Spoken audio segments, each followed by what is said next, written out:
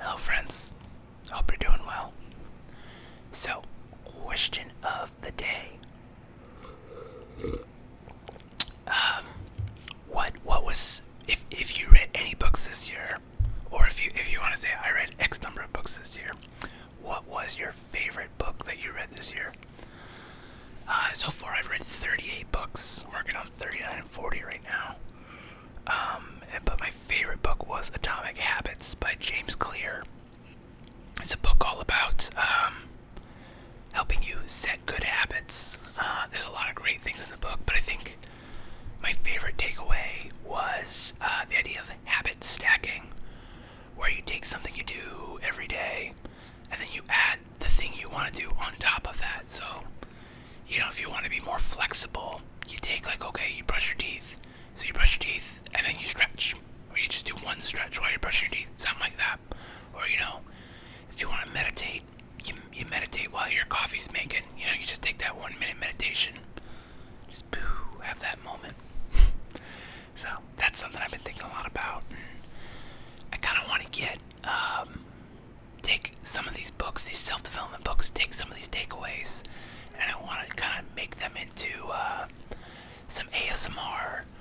And I think, I was looking at some old photos on my computer because I'm doing the Marie Kondo thing and I'm cleaning things up, and I was like, man, I used to take so many more photos of just like dumb things with my cell phone, just like life in general.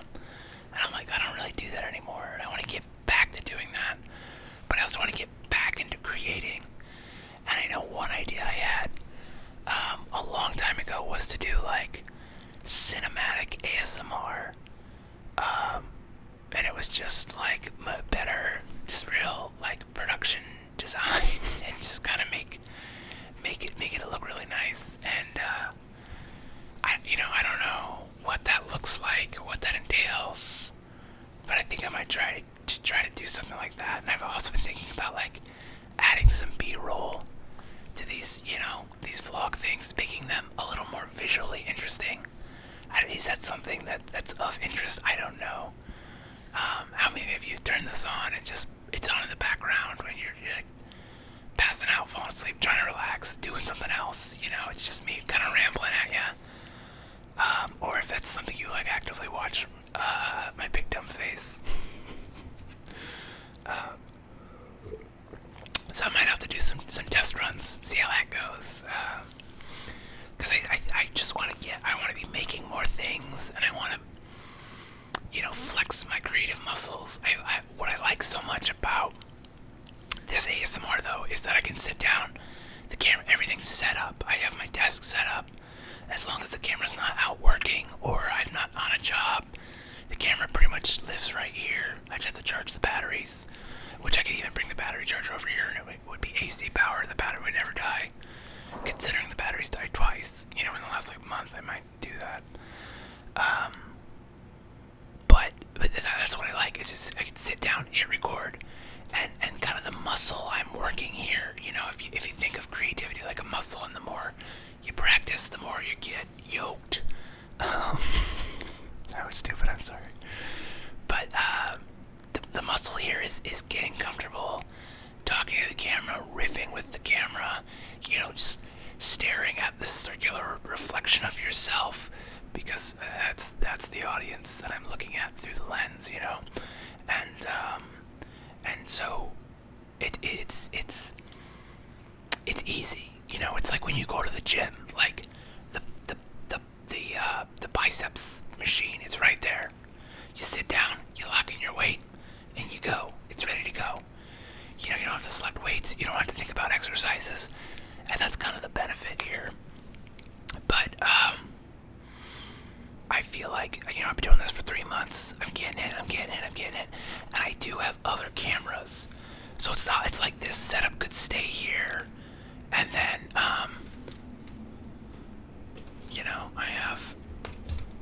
this is just a lens. Like that comes off. This is the camera. It gets much smaller, I could put a smaller lens on it. And I have a lot of cameras because, I do it for a living. And so I have do DSLRs, which also shoot video, and then I have a nice little point and shoot, and then of course, cell phone. Like I could be, I could just flip this around right now. If it'll turn on, there we go. Flip it around, switch it into photo mode, and I could just be shooting some B-roll right here. That's what I'm doing right now, shooting that B-roll. Just get the camera.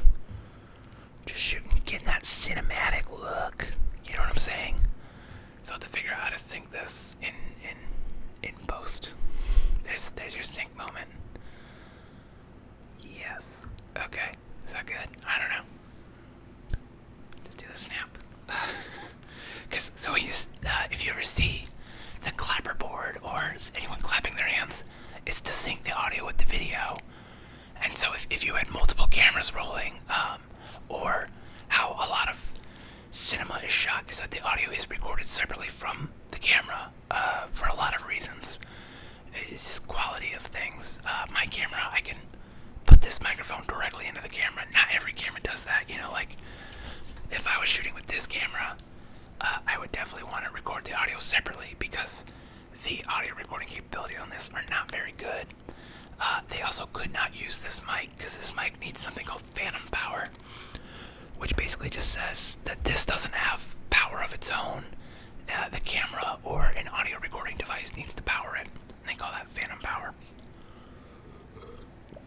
But yeah, I just want to.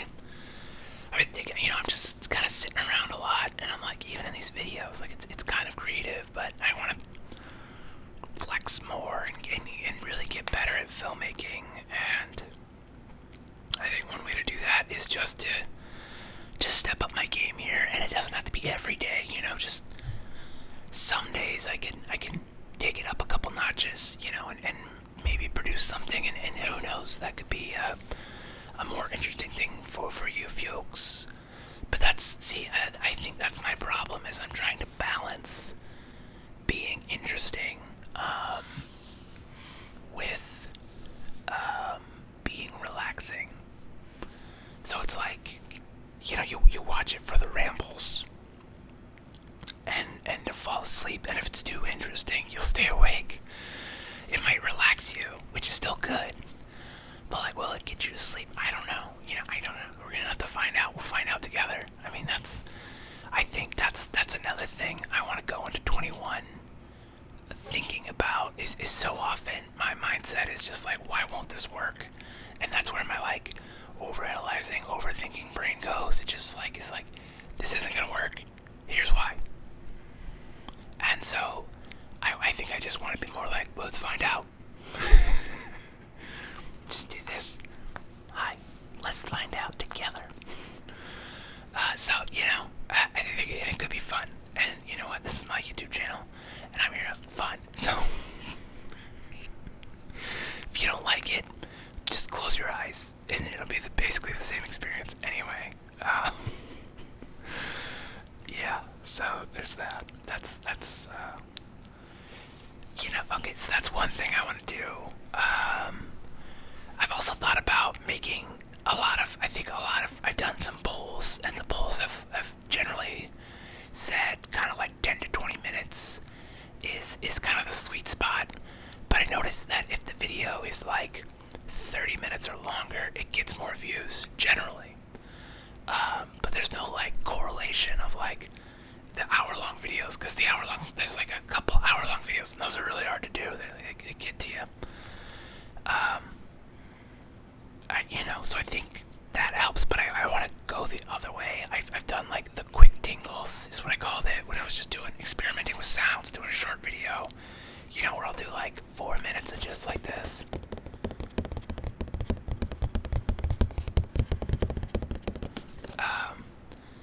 But I want to try to do like some real short whispery videos. And I did mention like doing really quick movie reviews, and I was like, maybe I'll do it on the other channel, and then it won't get fussed up here. And somebody's like, nah, just do it here. And I'm like, maybe. And so it's like, if it's a short one, I think those are different audiences. I think I could still post the longer one every day. Or maybe some days will just be short days, and I'll be like, there's so many long ones already. You can go back and watch an old one, because at this point, it's probably 100. So, I'm trying to think about, like, when you watch a TV show, if you have, like, a binge show, like a show you love, like, I know a lot of people watch, like, The Office on a loop. It's like, how many episodes do you really need to get for the show to get to before it's, like, by the time you get back to one, it's still, like, kind of fresh. And I think that's around the 5th season, so that's like 100 episodes. So, I think I'm getting pretty close. I know on the Whisper Ramble playlist, I think it's up to 90 something. So, yeah. Interesting. But I also don't know if, like, 2 minutes is, like, enough, or if you're watching it for me at that point, which I'm like, oh, thanks. But I also have, like, a movie review channel that I want to do. So the point of me doing movie reviews on this channel is to kind of just ramble and talk them out, to kind of get my thoughts out of my head, because I can write them, but I think when I just start riffing, that's when I can get the good material. That's when it kind of comes out. So I think being able to kind of just ramble them out, and then I could jot down the best takes, and then I could go polish it for my movie review channel, but which I need to get going on too. To start, because I think it's just like the way I see it. I love filmmaking. I love video making. I love doing this, and I think that like, for the longest time I've been doing work for clients. If I had my druthers, I would just be on the production end. And so for that to happen here, for me to have an editor, which then if I had an editor, I'd feel fine, like, shooting this and then also shooting, cool content, and then have somebody be editing it, putting it all together, making it look real nice, because I don't enjoy that part as much, because there's a lot of logistics to chew through. Like, if you really film a film, you have to do a bunch of takes, and then you have to, like, find the best one, and it's just a lot of decisions to make, and, like, the slower you are at the more analytical you are with it, like, the better the product's gonna turn out. But also, like, it takes a lot of time and a lot of energy, and it's like, if this was my full-time gig, I could justify that. And so it's like, okay, well, if I had, I've got these 2 YouTube channels now, that are doing fairly well, I feel like. And so it's like, if I can get a 3rd one going, and I could get to a level where it's like, okay, the ship can steer itself a little bit. I can kind of turn off other jobs that take my time and take my energy, and I can focus on making cool stuff that makes me happy. Or maybe I should just shut up and just do it anyway, and just, like, I don't know. I always go back and forth on that. It's just like, well, I'm not doing it until X. And you're like, well, no one's gonna give you X. Like, you have to go get X. And so it's like, if you do X, maybe you'll get the preconditions. So that's something to think about. I don't know. These are just, this is how my over-analytical brain thinks. But also, like, I think it would be pretty chill living. So, yeah. That's what I'm thinking. That's kind of what I'm trying to manifest, and kind of get back to the point was, it seems like, especially with COVID, has kind of sped this trajectory that I'm seeing up, that filmmaking is becoming commoditized. A lot of organizations that would have been clients are hiring an in-house person for very cheap. That people aren't producing the best work, but they're able to produce a quantity of work that makes up for it, and those people will get better. They'll get skills. I don't want to say, like, oh, this is easy, anybody can do it, but, like, it's not the hardest thing in the world to do this. Learning how it all works, you could learn the basics in a weekend, and then from there it's just experience and going out and doing it, and businesses, and I think anybody could really be a basic level filmmaker, which is what most of these businesses need anyway. They don't need to hire someone like me to come in for a lot of money. They need someone who works there, gets paid, a nominal salary, and can spit out a video every week, every 2 or 3 a week, just to like be rapidly responding to things with video. And I think that's really cool that that's a thing. But it also means that like career stability as a freelancer is harder. Like I could take one of those jobs, but it would pay me less than I make now. But I might have benefits and there would be stability, which is great. But also I would have to work with the same people every day, which is something I would try to avoid. And also the idea that I have a boss, I really don't like that either. Because if you don't get with your boss, you're just in a bad place, and then you're relying on this job for your income, so you just have to put up with it, and that just sucks. Like, if you're in that position, I feel for you. I've had crappy bosses before, where you just have to deal with it, and you're just like, this is the worst. So I want to just avoid that as much as possible, and I know there's good bosses out there, but the way I talk to my friends that have jobs, they're few and far between, it seems like. So if I could be my own boss, I could continue that.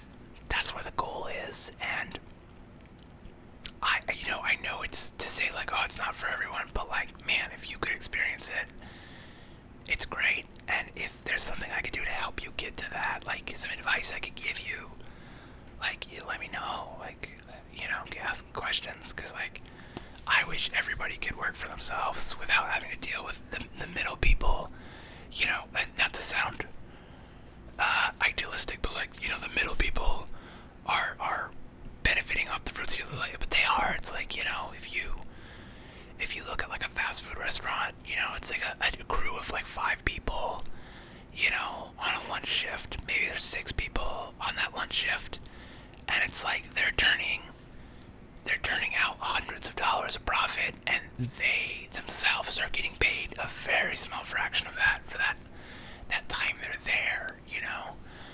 That fast food restaurant could, be making X number of thousands of dollars, and their staff wages are like, 10, 20, 30% of that.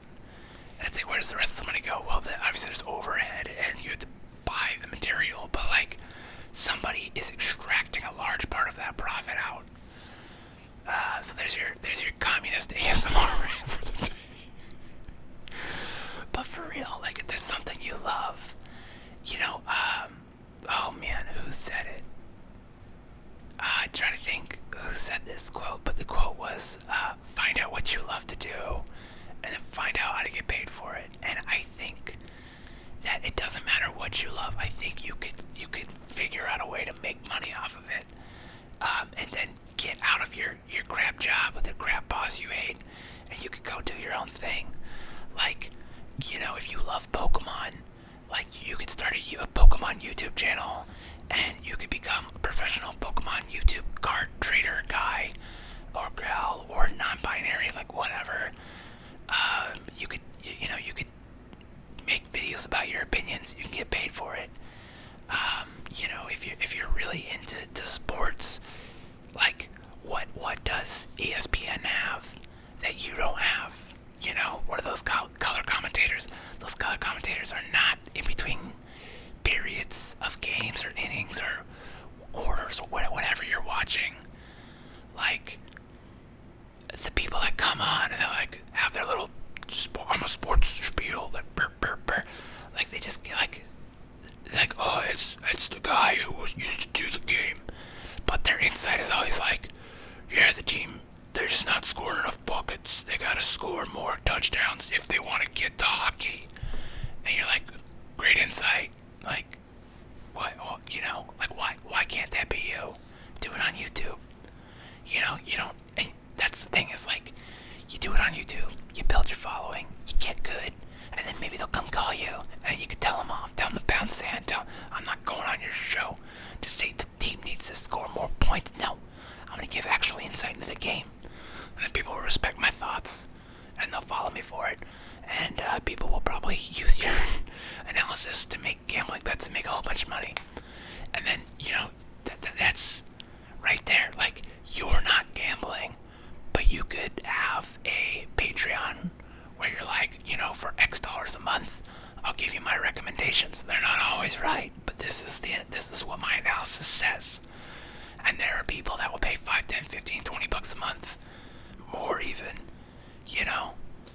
because if you give 10 recommendations a month and they're paying 20 bucks a month and they bet on all 10 and they win on 6 of them, they're up, probably way more than $20. So it's worth it for them. Something to think about. I don't know. Something that you like. That's what I mean though. Like, you can monetize so many things, and I think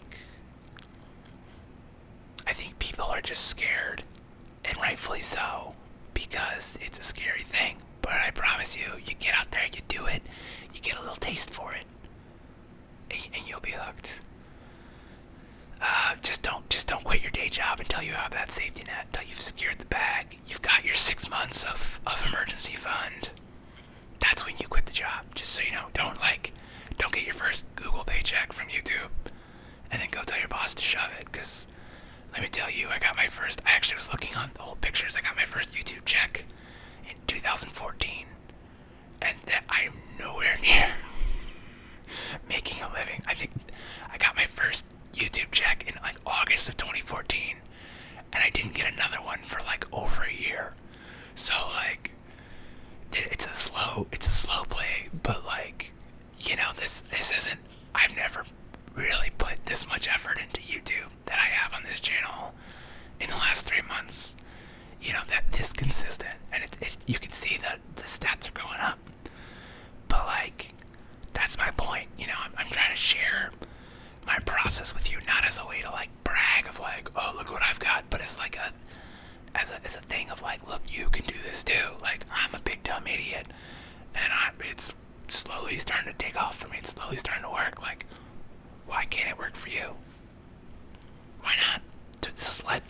Let 2021 be the year of why not? Let's find out. Let's fuck around and find out. That's our motto for 2021. We're gonna fuck around and find out and see what happens. I mean, obviously, don't risk your life savings. Don't go YOLOing your money, But like, if you've got a cell phone, if you got an internet connection, or you got a cell phone, you can go to the Starbucks and sit outside to upload your videos. Like, there, you've got a YouTube channel. You look back at some of the biggest YouTubers, and they started, with just the MacBook, just no cut, jump cuts, nothing fancy. It's the content that sells. So that's what I want. I want for everybody is to, find that thing that like sparks them, and give it a shot. No regrets. Let's fuck around and find out in 2021. So there's your rallying call for the year. But yeah, I hope you're doing well. And if not, well, I hope that turns around for you soon. And I mean, like I said, if I can give you advice, I don't know everything. I don't have all the answers, but I'll give you my honest opinion on stuff. So, that's as much as you can expect from a stranger on the internet, I suppose. So, go get some sleep. Wake up tomorrow. Plan what you're gonna fuck around with.